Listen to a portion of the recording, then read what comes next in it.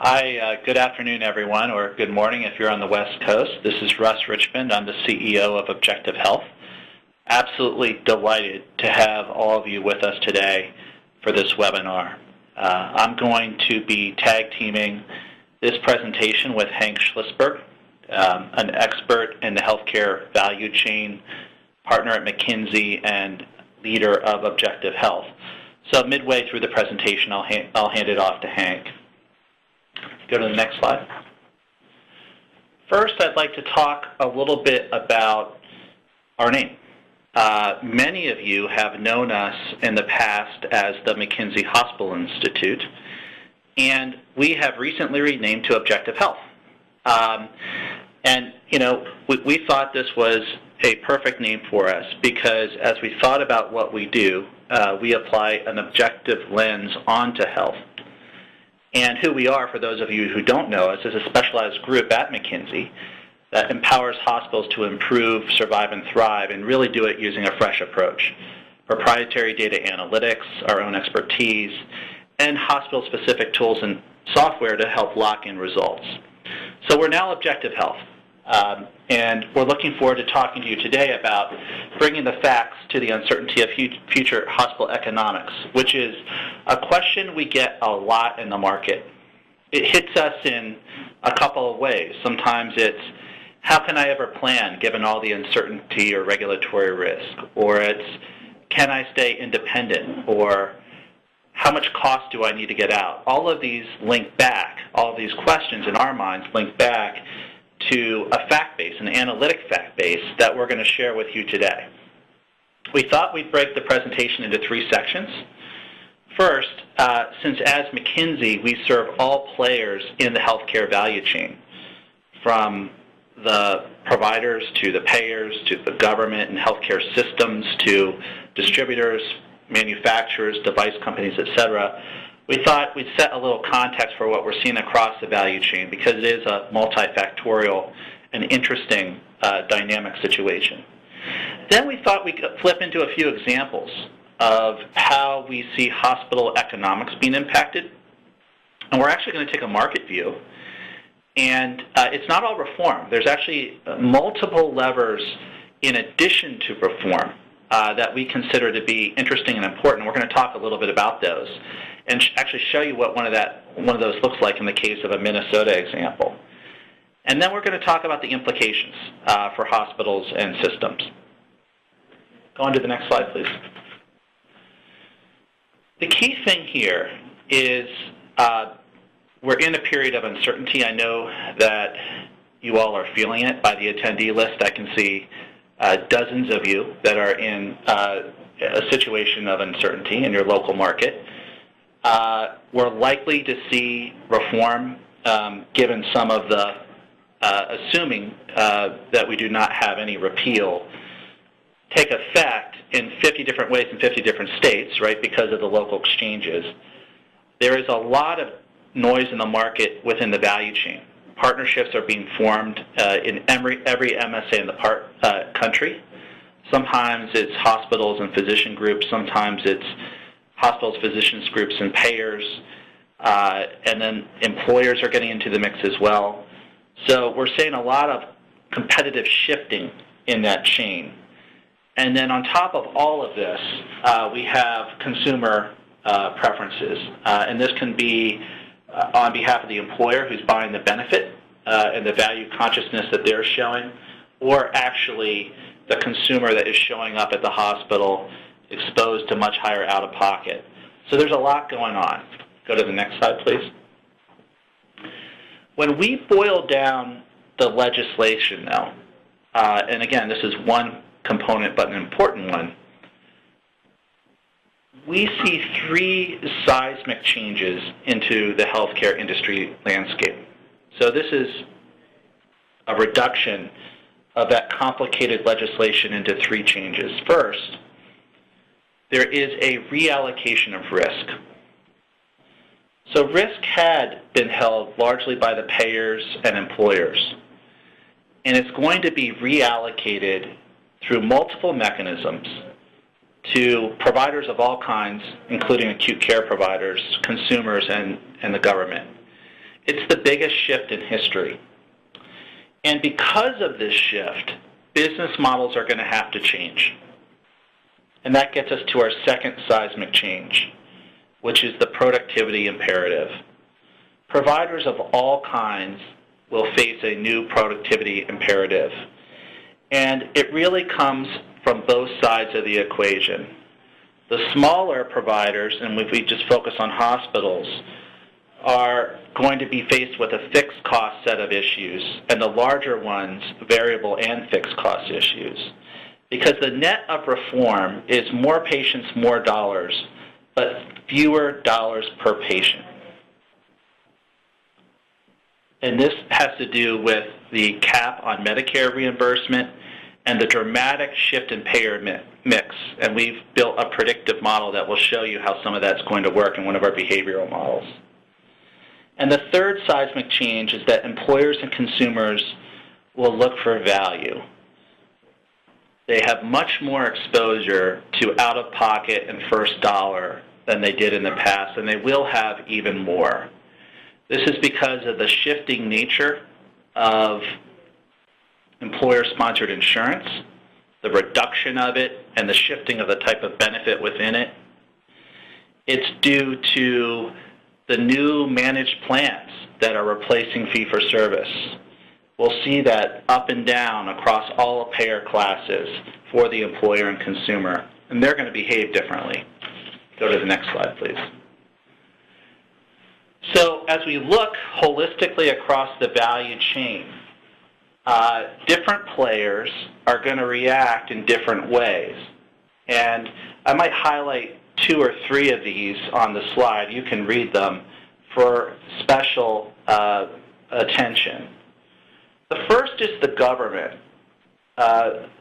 Government insurance, if you include the natural aging of the population, the increase in the federal poverty limit eligibility for Medicaid, and also the highly regulated exchange environment has increased dramatically. There's much more exposure to regulation. On the state side and the Medicaid side, you're seeing a dramatic shift from fee-for-service to managed Medicaid plans. And those plans and payers affect hospitals quite differently. From an employer's point of view, we've all seen the press. Employers are no longer going to tolerate 15 to 20% year-over-year increases in their premium. So they're going direct to hospitals. They're looking for other intermediaries. They're hammering the state insurance commissions to mandate inflation ceilings.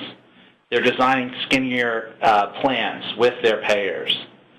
And physicians, finally physicians in the lower right-hand corner there, they are behaving much differently. We're seeing massive shifts of physicians into hospital employment scenarios.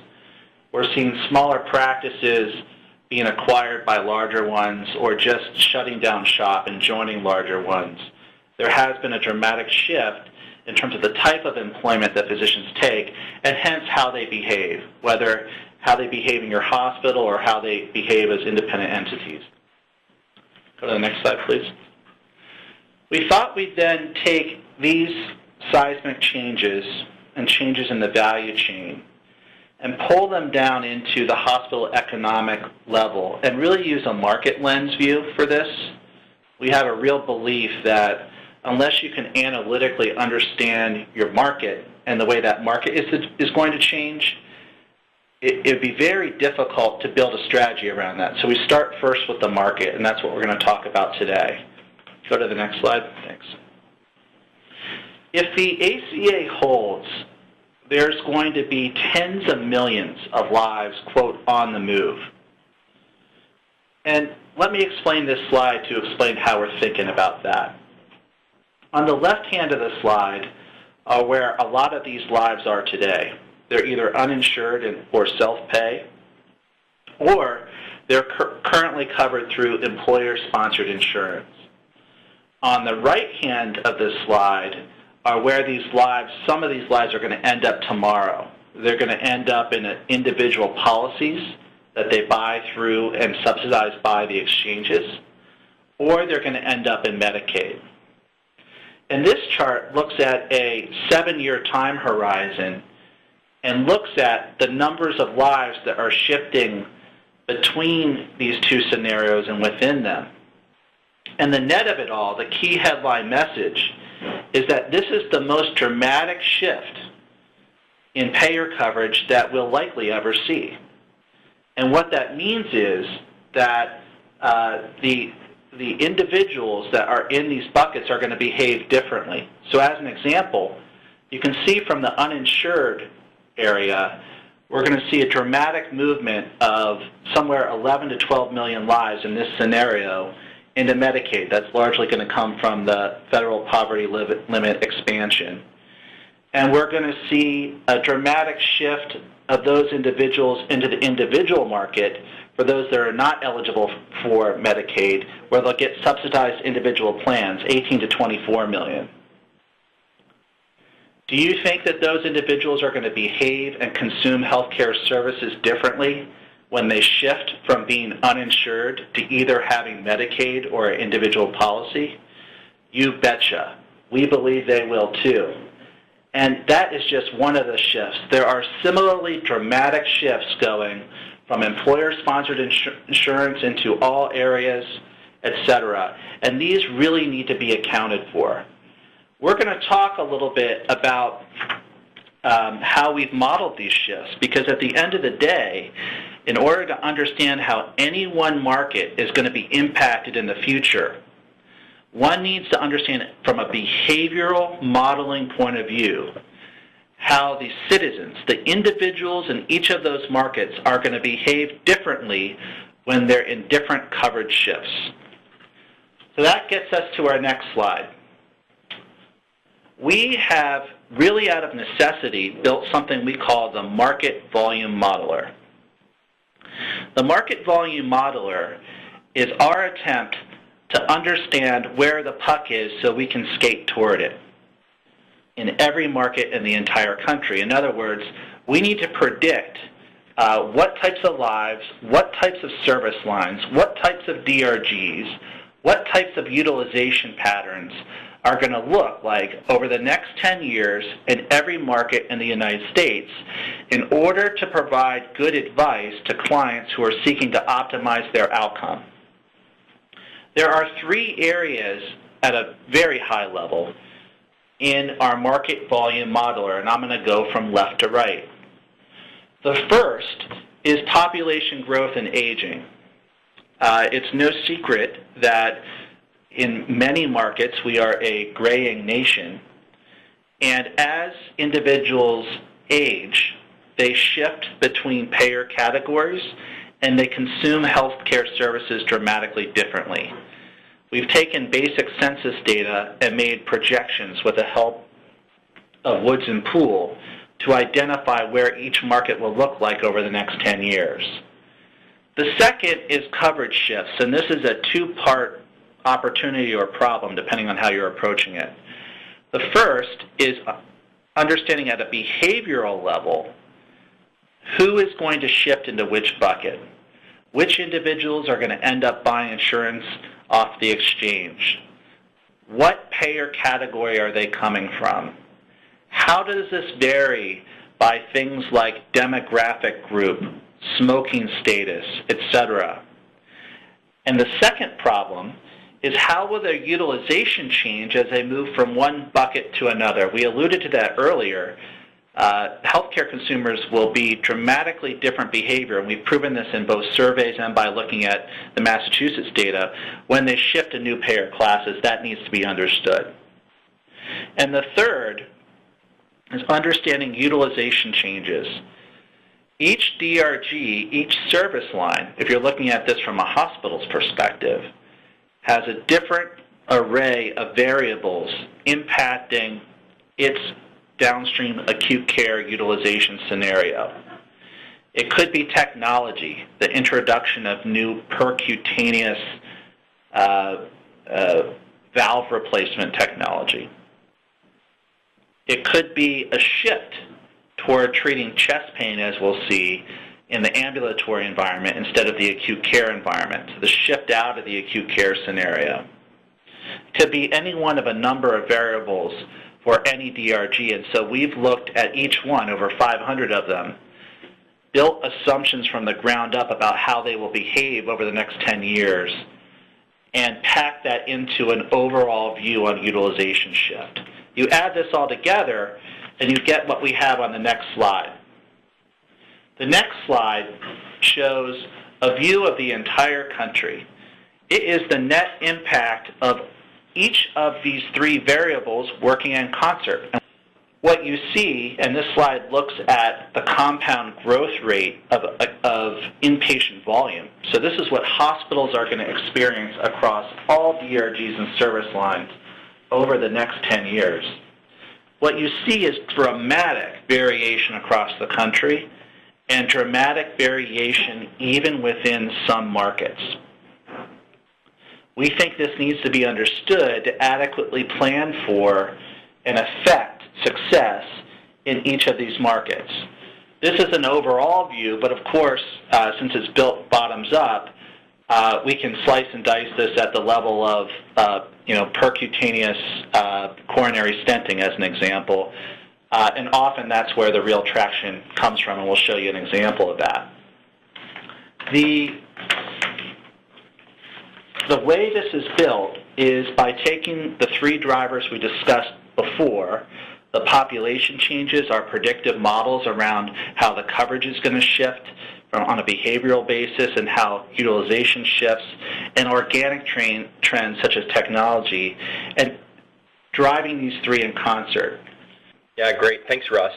So, and I'll apologize in advance. I'm getting over a cold here, so if I cough a bit, I'll try and put you on mute, so you don't have to bear the brunt of that. But look forward to getting deeper into this. So let's take a step back here for a second and just talk about how specifically, more broadly than just the coverage shifts, reform will affect hospital economics. We break it down into 6 different levers, and Russ has really talked quite a bit about the first two.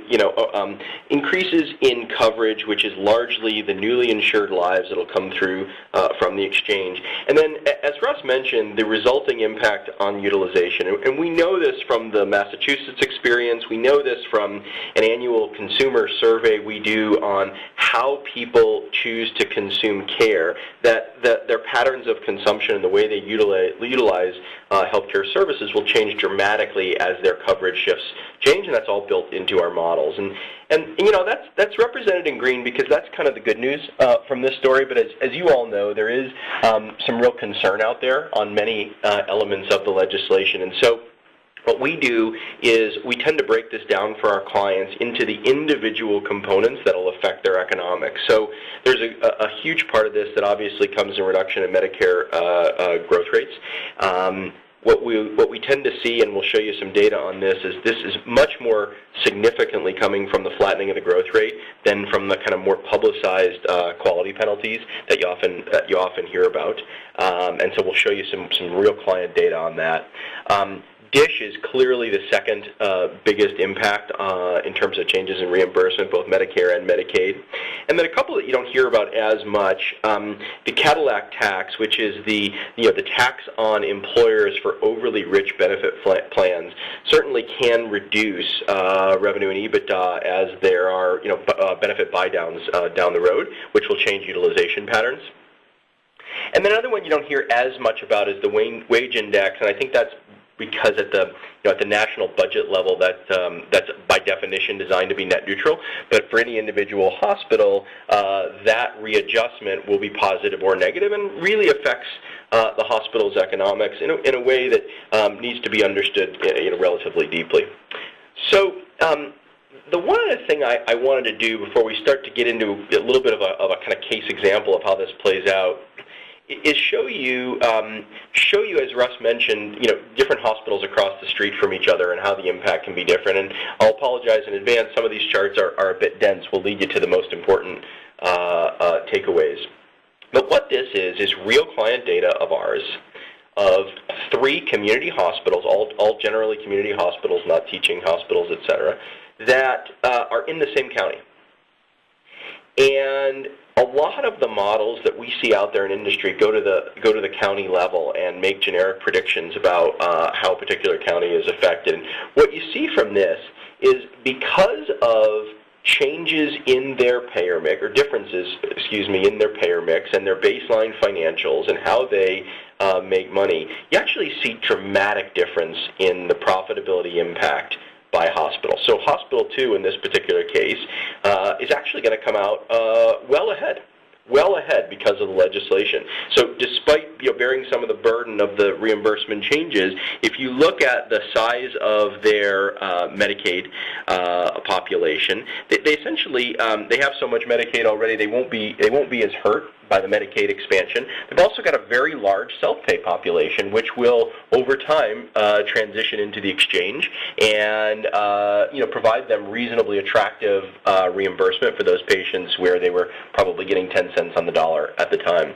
So if you contrast that with Hospital 1 and 3 with fundamentally different payer mixes and economics, you really see quite a bit of difference. And so we often use this slide with our clients to show that, the notion of just saying I'm in XYZ county and things are going to be bad, or I'm in XYZ county and it won't be so bad at all, is really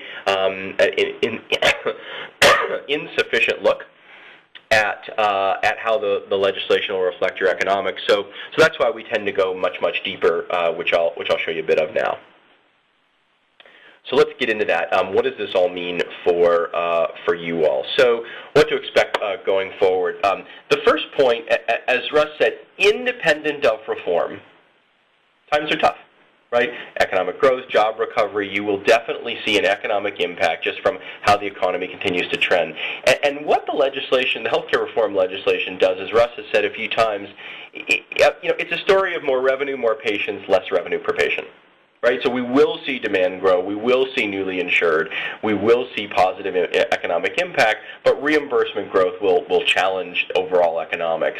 And then when you layer in some of these other market factors like benefit buy-downs from the employers, a changing model away from fee-for-service, you're absolutely going to see increased pressure on profitability. So what does it imply? It implies more aggressive cost control, more integration, and frankly, expansion to the broader care continuum. And we're going to talk a little bit more about those right now with some real client examples to show you some data on how this all plays out.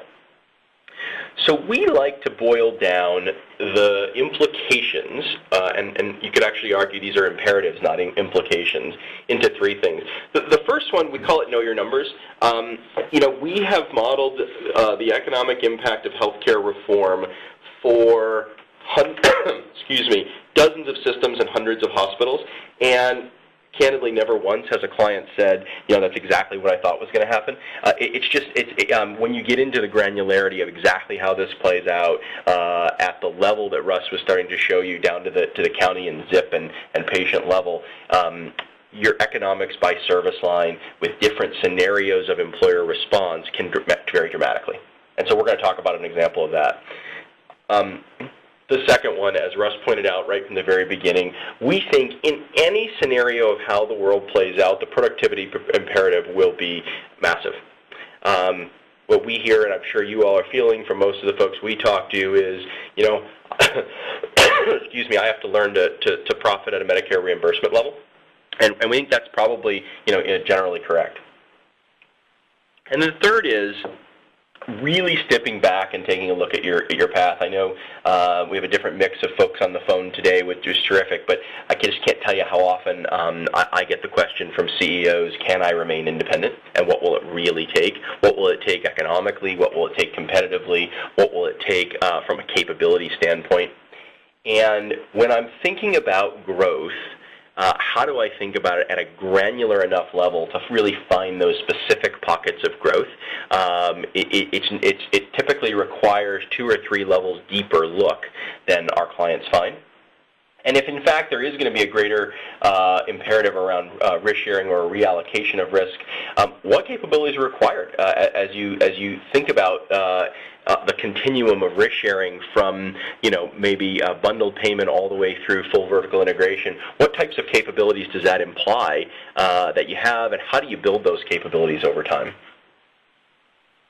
So what we did is we brought in a couple of examples from a client of ours that kind of how we took a look at each of the three of these that hopefully brings some of this to life. And just for a bit of background, this is a greater than $1 billion system in the South.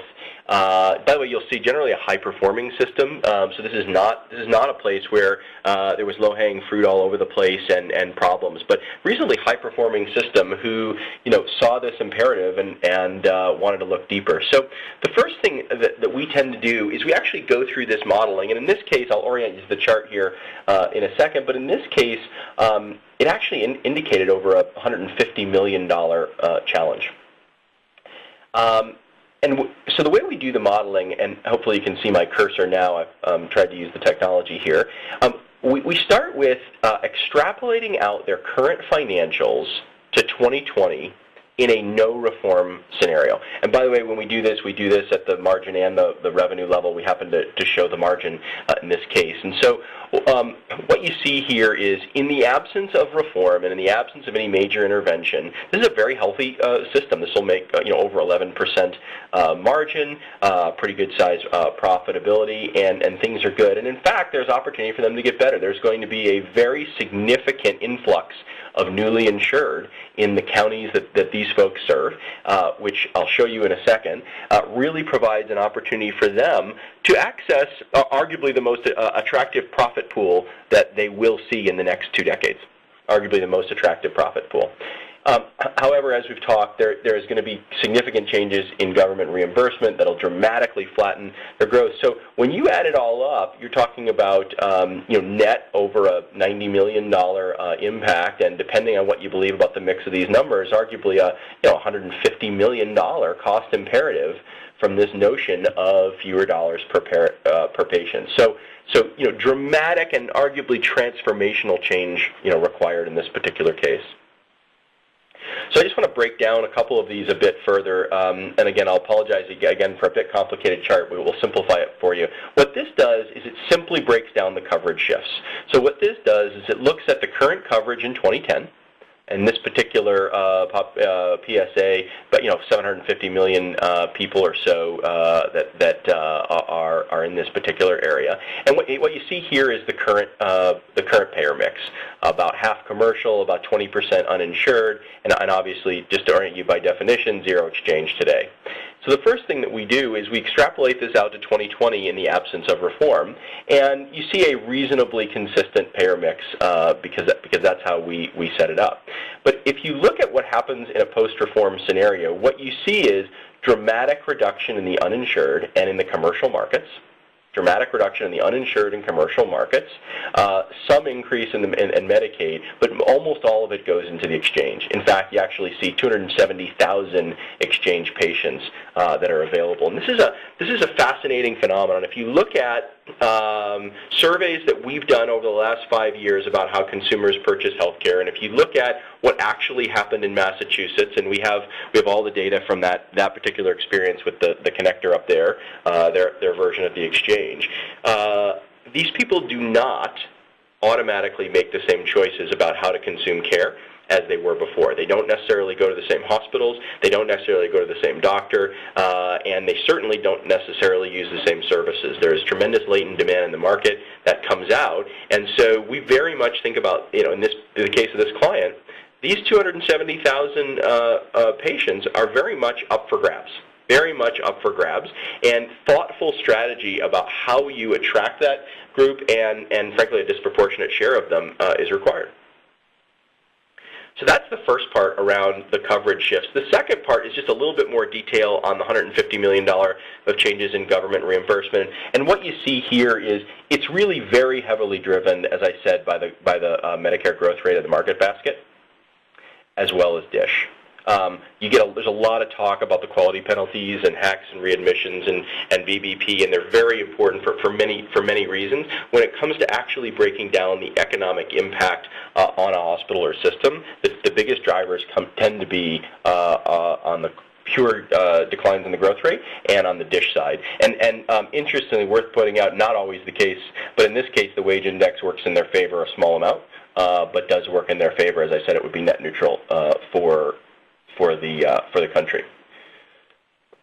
So what you see is really an extraordinary cost imperative, $150 million cost imperative. So the next phase of the work with a client like this then is to help them figure out sort of, where do they find those dollars. And so what we did is we did a very, very exhaustive review across the enterprise to kind of close the gap.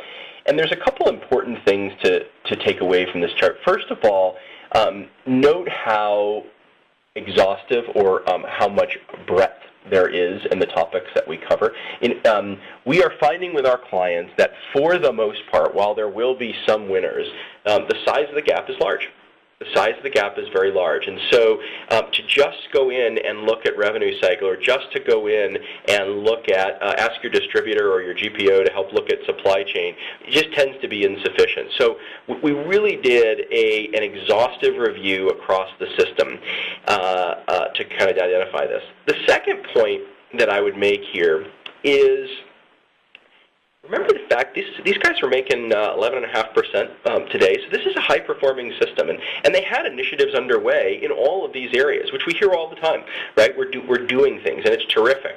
What we have found is, back to this notion of transformational impact being required, that most folks have done some of the quick and dirty things, but to really dig deep and look, in this case, across the system, because it was a multi-hospital system, and I know we have some independent folks on the phone today. Not everybody is a multi-hospital system, and really identify best practices. So, just to give you a couple of examples of the kinds of things that were found, on the labor productivity side, it was actually shocking to see the variability in what we call intramural benchmarking. So looking at comparisons in productivity and staffing ratios by department and across facilities. We don't ask you to get to what the practice is of some hospital in California. We look at the practices of what you've already achieved inside your system, and we see tremendous opportunity there. When you talk about things like variability across the system, within the revenue cycle space, you saw tremendous variability, even in simple things like the uninsured discount, within different facilities. We absolutely attacked the clinical variation point and found tremendous variability, and really found that being able to communicate the information, not in a heavily detailed business intelligence type way, but in a very simple, easy to use way, allowed this client to talk to the doctors and the clinicians and have really a different kind of conversation to get at it. And what you'll note is in aggregate we actually have more identified than necessarily is required to close the gap, and that's always critical given natural recidivism. Although we have a set of tools that we put in place to help prevent that.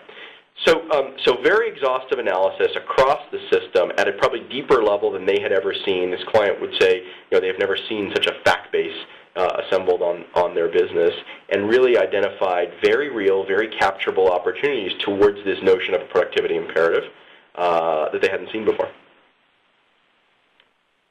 And then lastly, on point 3, around taking an objective look at the future path and looking at growth, this is a sort of an interesting look that we do that combines the analytics that Russ was talking about around future growth rates by service line. And we can take this even deeper. We can actually go all the way down to the DRG level, but you can go to the service line or sub-service line level. And look at, in this case, contribution per case, so profitability, and really plotting out where am I making money and how big am I, the size of the bubble is the size of the current service line, in the particular areas that we think have the greatest growth.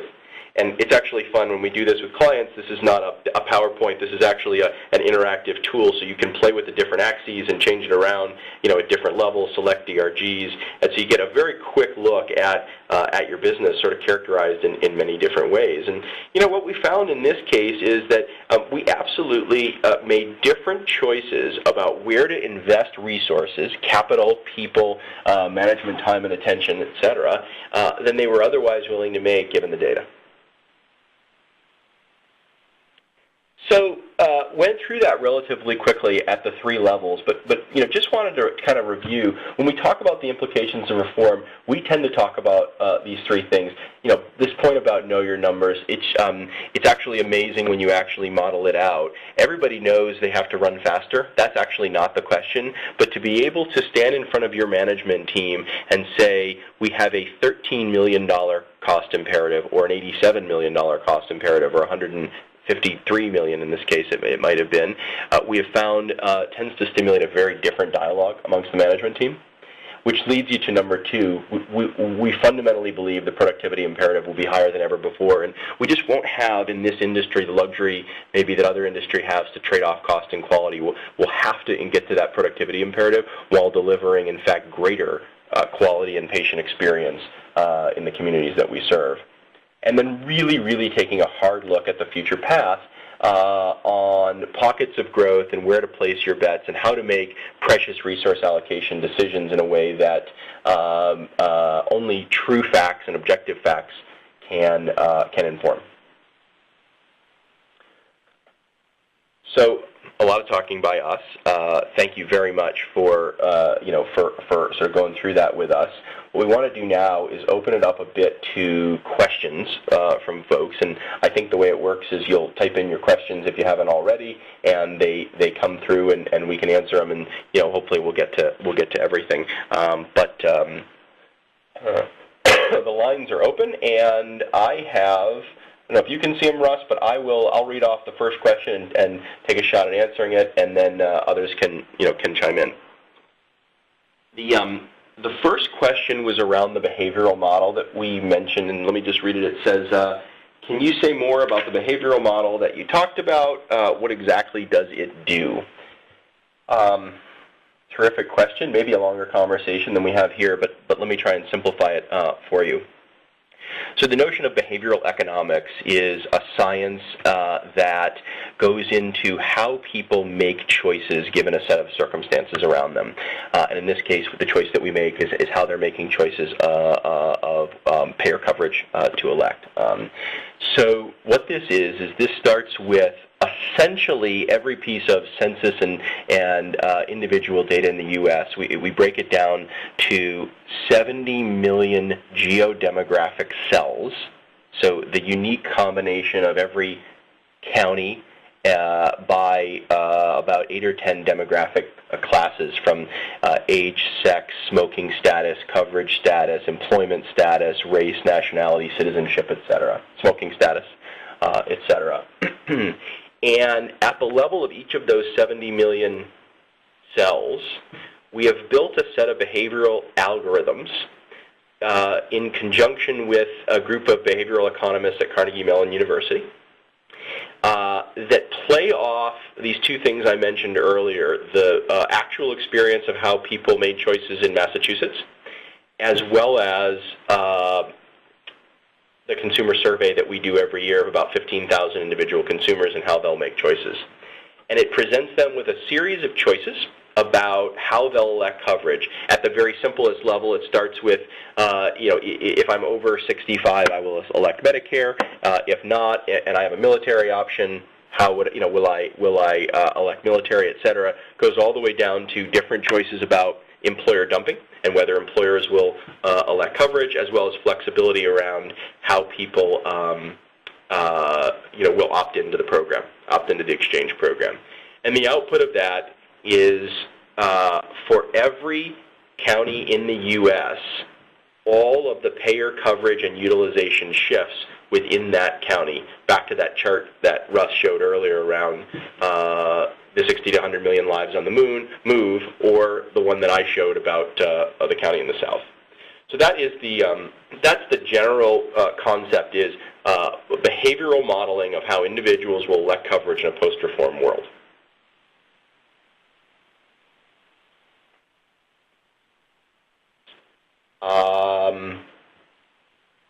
Next question.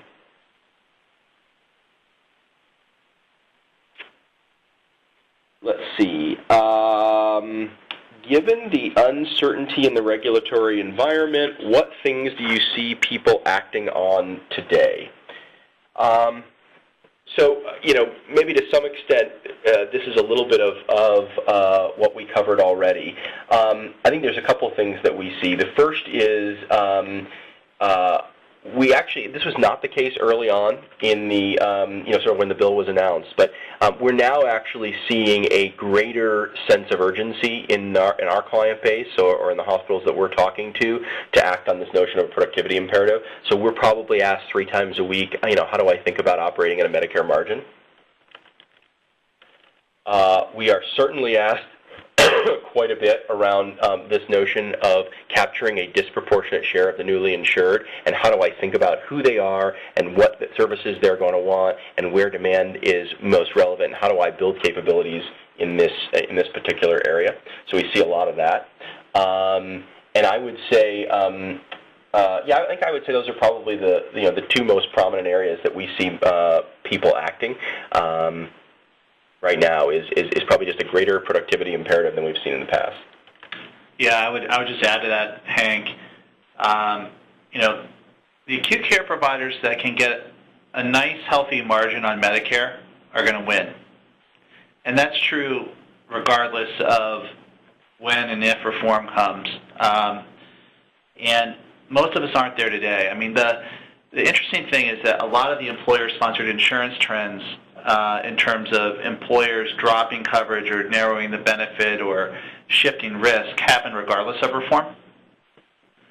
So the cross-subsidization lever that we discussed, it just gets less possible. And so that would be, I think, a key piece of advice in this era of uncertainty, especially since it's true regardless of what happens.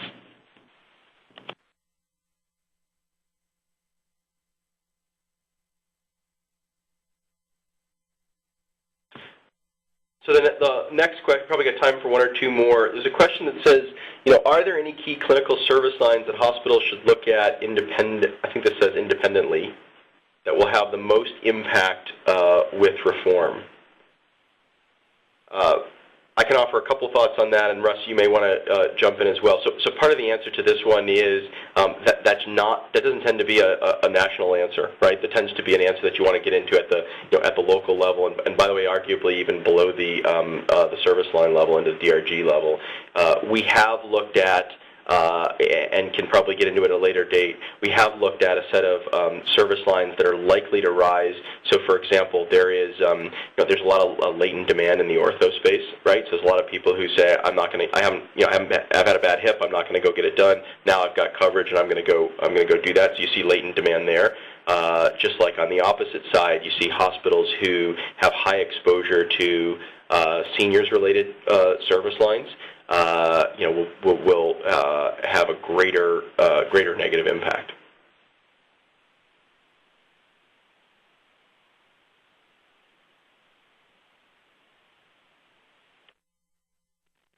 Okay. Any other questions out there?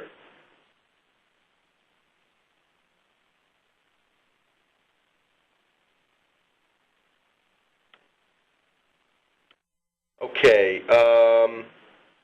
Russ, here's one for you. It seems you've assumed the traditional treatment model is, this might be a typo, preventative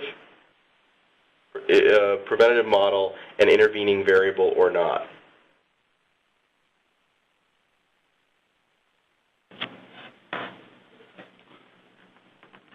I'm not quite sure how to interpret that one. I would encourage you to get in touch with us over our website or directly, and we'll take that one offline once we can explore it in more depth. Yeah, there might be a typo in the typing of this one, and maybe the right question didn't quite come through. Yeah, happy to do that with the person who raised that question.